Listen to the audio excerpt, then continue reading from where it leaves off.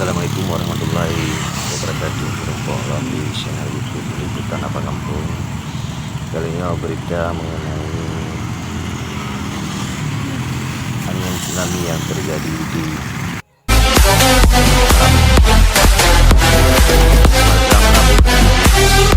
bagus ini suasana di langit tak indah. Kalau lagi biasa bangga awan kalau lagi tsunami.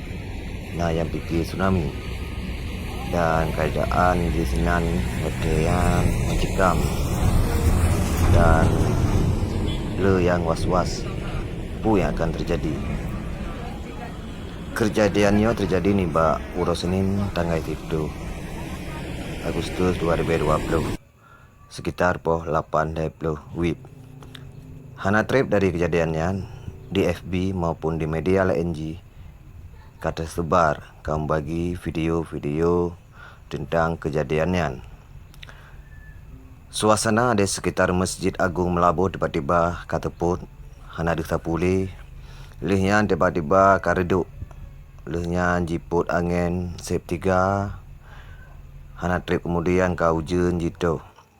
Lih hujan jitu baru langit jadi biasa lom. Sekitar pukul 10 yang keadaan di hati langit dah lagi biasa lom. Warga pihana was-was le masuk hana tak ya gele. Dari kejadiannya hana korban jiwa, cuma yang na bak kaya rebah karena angin jiput wadanya sip 3.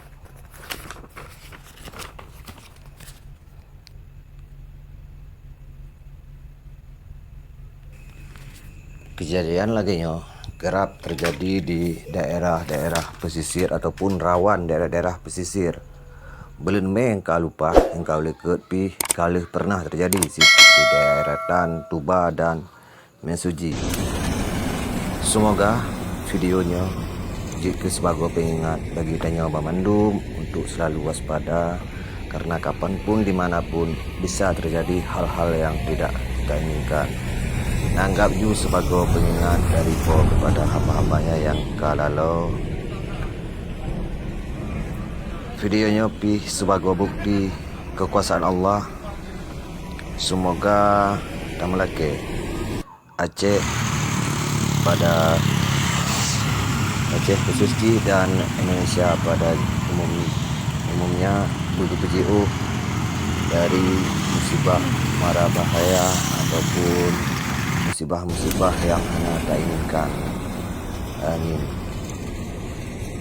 Sekian, terima kasih kalian nonton dan kalian dengar.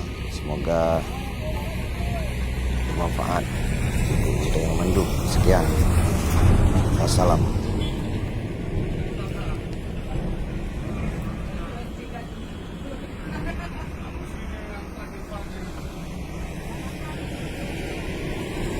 Like a Hellcat.